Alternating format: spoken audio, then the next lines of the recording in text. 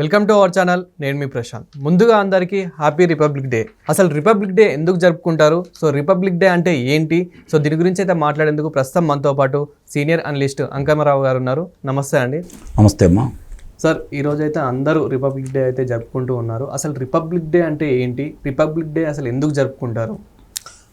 భారతదేశానికి స్వతంత్రం ఎందుకు కావాల్సి వచ్చింది, ఆ స్వాతంత్రం రావటానికి ఎంతమంది పోరాడారు, ఎంతమంది ప్రాణాలు త్యాగం చేశారు, అలాగే పోరాటంలో ఎంతమంది చనిపోయారు, ఇవన్నీ కూడా ఒకసారి మన్నం చేసుకుంటే తప్ప ఈనాటి ఈ తరానికి స్వాతంత్రం అవసరం ఏంటి, మనకెందుకు స్వాతంత్రం అంటే, స్వతంత్రం రాకముందు ప్రజలు జీవించలేదా, స్వతంత్రం వచ్చిన తర్వాత ఎలా జీవించారు, అంతకుముందు ఎలా జీవించారు, దీన్ని ప్రజలు అర్థం చేసుకోవాలి. ముందు ప్రజలకు తెలియపరచాలి.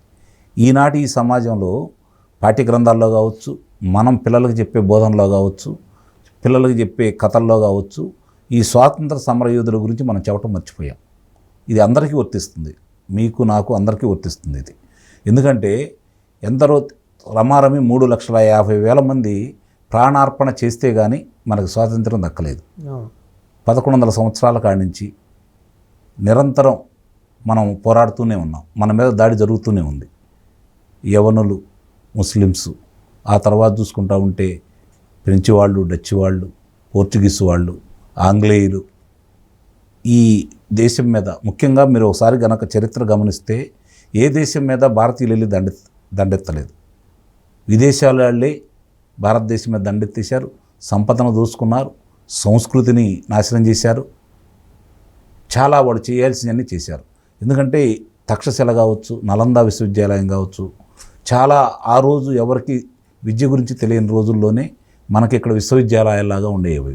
ఎక్కడెక్కడో దేశ విదేశాల నుంచి వచ్చి ఇక్కడ వేదాలు నేర్చుకొని, విద్యను నేర్చుకొని వాళ్ళు తర్ఫీదు పొంది విదేశాలకు వెళ్ళిన వాళ్ళు చాలామంది ఉన్నారు. అంతటి వేదభూమి ఇది, కర్మభూమి ఇది. ఎందరో మనకి ప్రపంచానికి మార్గదర్శులైన వాళ్ళు ఉన్నారు. కానీ ఈరోజు భారతదేశం ఎందుకు ఇలా ఉంది? ఎప్పుడో మనం ఎవరికి నాగరికత తెలియని రోజుల్లోనే మనం నాగరికతతో ఉన్నటువంటి భారతదేశం ఈరోజు ఈ పరిస్థితుల్లో ఎందుకు ఉంది? దీనికి కారకులు ఎవరు? ఇది ఈరోజు ప్రజలు ముఖ్యంగా తెలుసుకోవాలి. స్వతంత్రం అంటే మనం బతకటం కాదు. మనం మామూలుగా ఆ రోజు బతికారు, కానీ ఏ విధంగా బతికారు?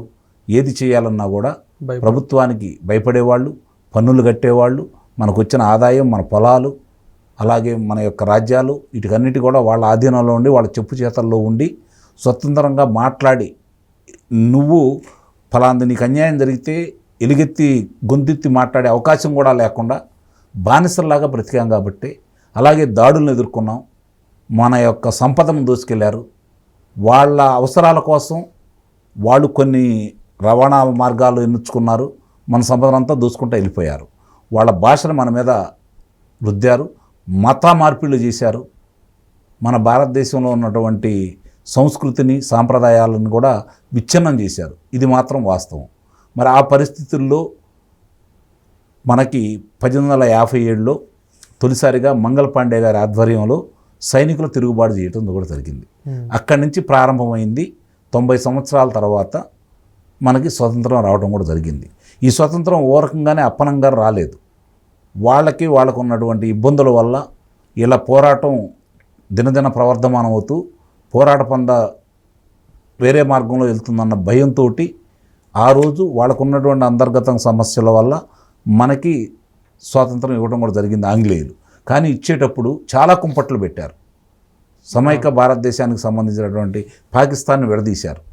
నిజంగానే ఆ రోజు జరిగిన దాన్ని చరిత్రలో మనం చదువుకున్న దాన్ని చూసుకుంటూ ఉంటే, తర్వాత ఛాయాచిత్రాల్లో వచ్చిన కొన్ని చూసుకున్నా ఉన్నా కూడా, అలాగే చలచిత్రాల్లో వచ్చిన కొన్ని సంఘటనలు చూసుకున్నా కూడా, నిజంగానే అసలు ఇది మానవత్వమేనా, ఇట్లా విభజించారా, క్షణికావేశాలు ఇంత ఘోరాలు జరుగుతాయా? కొన్ని లక్షల మంది ఆ రోజు పాకిస్తాన్ నుంచి ఇటు వచ్చేవాళ్ళు కావచ్చు, ఇటు నుంచి అటు వెళ్ళేవాళ్ళు కావచ్చు, కొన్ని లక్షల మంది దాడుల్లో చనిపోయారు. ఇదేనా మనకు కావాలనుకున్నటువంటి స్వాతంత్రం?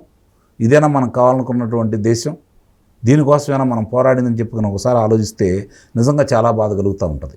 సమైక్యంగా ఇప్పటికి కూడా రావణ కాష్టంలా పాకిస్తాన్ నుంచి కావచ్చు, బంగ్లాదేశ్ కావచ్చు, ఈరోజు కూడా భారతదేశంలో అలజడులు జరుగుతున్నాయి అంటే దానికి ఆ రోజు ఆంగ్లేయులు వేసినటువంటి బీజమే. దీన్ని మర్చిపోవద్దు. వాళ్ళు వెళుతూ కూడా మనకు బేజాలు వేశారు. దానికి కారణం ఏంటంటే ఈరోజు వరకు కూడా మనకు సంబంధించినటువంటి స్వాతంత్ర పోరాటంలో పోరాడిన వ్యక్తుల్ని మర్చిపోయాం. అవును, పోరాటం చేసి మన స్వతంత్రాన్ని ఎలా ఇచ్చారో అనే విషయాన్ని కూడా మర్చిపోయాం. వాళ్ళ గురించి జ్ఞప్తి చేసుకోలేకపోతున్నాం. ఈరోజు పథకాలు చూసుకుంటా ఉంటే, రాజకీయ నాయకులు చూసుకుంటా ఉంటే వ్యాపారస్తులు పెరిగిపోతూ ఉన్నారు, ఆర్థికంగా బలవంతులుగా తయారవుతూ ఉన్నారు. రాజకీయ నాయకులు బలవంతంగా ఆర్థికంగా బలవంతులుగా అవుతూ ఉన్నారు. వాళ్ళ చేతుల్లో రాచరికం అయితే పోయిందే తప్ప ఇప్పటికి కూడా కొన్ని ప్రాంతాల్లో అదే రాచరికాన్ని కొనసాగిస్తున్నారు. వాళ్ళే రాజులుగానే ఇప్పుడున్నటువంటి ప్రజాప్రతినిధులు నిర్వహిస్తూ ఉన్నారు. నిజమైన స్వాతంత్రం మాత్రం భారతదేశం అనుభవించట్లేదనేది మాత్రం వాస్తవం. అవును, స్వాతంత్రం వస్తే కనుక ప్రతి ఒక్కరికి ఫ్రీడమ్ వస్తుంది, ప్రతి ఒక్కరు రక్షణగా బ్రతకచ్చు అని చాలామంది అనుకున్నారు. మరి ఇప్పటికీ అందరికీ ఫ్రీడమ్ వచ్చిందంటారా, రక్షణగా ఉన్నారంటారా? మీరు స్వతంత్రం అయితే వచ్చింది. మనం ఈ విధంగా మాట్లాడగలుగుతున్నామంటే దాని పుణ్యమే, అందుట్లో ఎలాంటి సందేహం కూడా లేదు. కానీ స్వాతంత్ర ఫలాలు అందరికీ అందలేదనేది మాత్రం వాస్తవం. స్వాతంత్ర ఫలాలు అందరికీ అందలేదు. ఇప్పుడు నిమ్న కులాలని ఇప్పటికి కూడా మొన్నటిదాకా ఒక 15-20 సంవత్సరాల వరకు కూడా వాళ్ళని చాలా ఇబ్బందులు పెట్టిన మాట కూడా వాస్తవం. వాళ్ళకి ఆ ఫలాలు కూడా అందలేదు. రాజకీయం కోసం పబ్బం గడుపుకోవడం కోసం తాయిలాలు ఇచ్చేసి వాళ్ళని ఓట్ల రూపేణా మార్చుకున్నారే తప్ప దాన్ని ప్రజలకి సహజ సంపదని ప్రజలకి అందజేయలేదు. సహజ సంపదను దోచుకుంటున్నారు, వీళ్ళు విదేశాల్లో దాచుకుంటున్నారు. దీనికోసం కదా ఒకనాడు ప్రజాప్రతినిధులు నిజంగానే ప్రజల కోసం పోరాడారు, ప్రజల కోసం పరితపించారు, ప్రజల కోసం ఏం చేయాలో అన్నీ చేశారు. వాళ్ళ యొక్క ఆస్తుల్ని త్యాగం చేశారు, నిజాయితీగా బ్రతికారు. తర్వాత మారిపోతూ ఉంది. కారణం ఏంటంటే ఒకళ్ళ చేతిలోనే గుత్తాధిపత్యంగా ఉంటాం. మేమే రాజులు, మేమే స్వతంత్రం తీసుకొచ్చాము, మా చెప్పు చేతల్లోనే ప్రజలందరూ కూడా ఉండాలి, ప్రజాప్రతినిధులుగా ఉండాలని చెప్పనే భావన ఎప్పుడైతే వాళ్ళు ఏర్పరచుకొని ఆ విధంగా కొనసాగించారో ఈ యొక్క విశృంఖాలు పెరిగినాయి. తర్వాత ఇప్పుడు వచ్చిన వాళ్ళు దాన్ని ఆధారంగా చేసుకొని దాచుకోవడం అనే ఆలోచనలతోటి ముందుకెళ్తున్నందువల్లే ఈనాడు భారతదేశం ఈ పరిస్థితిలో ఉంది. గణతంత్రం అంటే ఏంటి, స్వాతంత్రం అంటే ఏమిటి? భారతదేశం స్వాతంత్రం 1947 ఆగస్టు 14 అర్ధరాత్రి అంటే ఆగస్టు 15 చేసుకోవడం మనం అలవాటు చేసుకున్నాం. అర్ధరాత్రి పూట మనకంటే ముందు పాకిస్తాన్కి ఇచ్చిన తర్వాత మనకి ఇవ్వడం కూడా జరిగింది. తర్వాత గణతంత్ర దినోత్సవం అంటే ఏంటి? ఆ రోజు స్వాతంత్రం గురించి ఇప్పుడు నేను చెప్పినట్టు స్వాతంత్రం కోసం ఇంతమంది పోరాడారు, ఈ విధంగా చేశారు. తర్వాత నాయకులు దాన్ని సద్వినియోగం చేయడంలో విఫలమయ్యారనేది మాత్రం నిస్సందేహంగా వాస్తవం. ఎందుకంటే ఆ రోజు మనకు స్వాతంత్రం వచ్చినప్పుడు భారతదేశ పరిస్థితి ఏంటి, అమెరికా పరిస్థితి ఏంటి, రష్యా పరిస్థితి ఏంటి, చైనా పరిస్థితి ఏంటి, ఒకసారి అవగాహన ఉన్నవాళ్ళు కనుక ఆలోచించుకుంటే ఈరోజు భారత పరిస్థితి ఏంటి అనేది చాలా స్పష్టంగా ఇప్పుడు నేను చెప్పినవన్నీ దానికి కారణాలు అనమాట.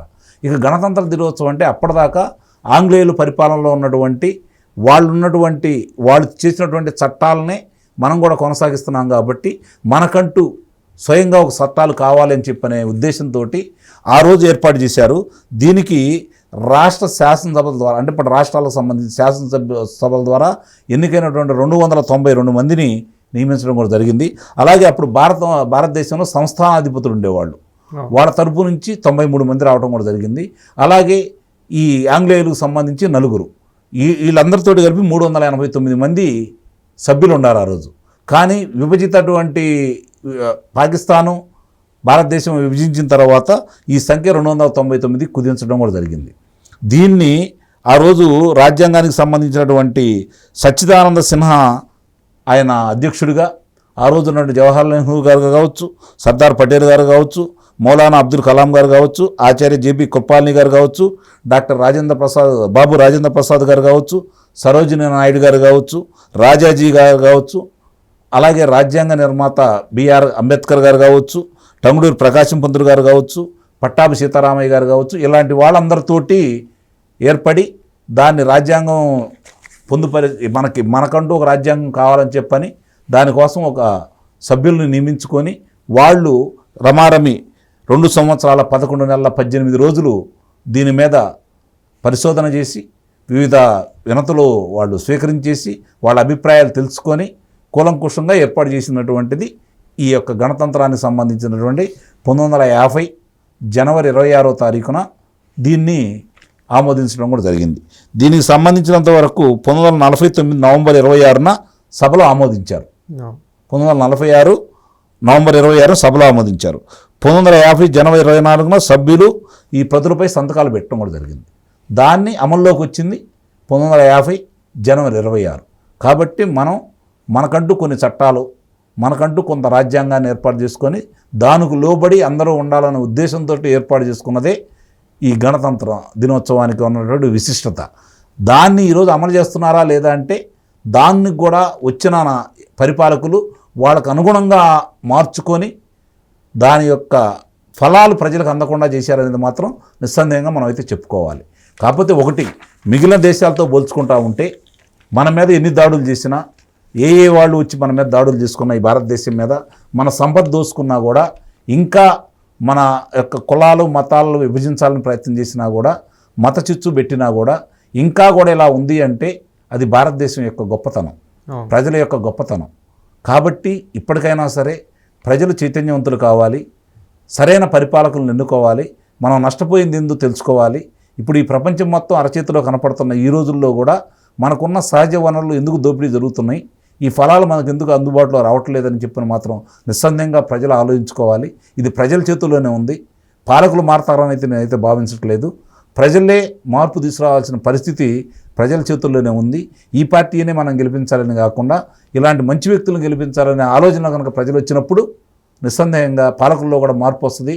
మనం అనుకున్నటువంటి ఆ రోజు కళ్ళగన్న ప్రాణత్యాగం చేసినటువంటి ఆ పెద్దల యొక్క కళలు నిజమవుతాయి అని చెప్పి అయితే నేను భావిస్తున్నాను. Thank you.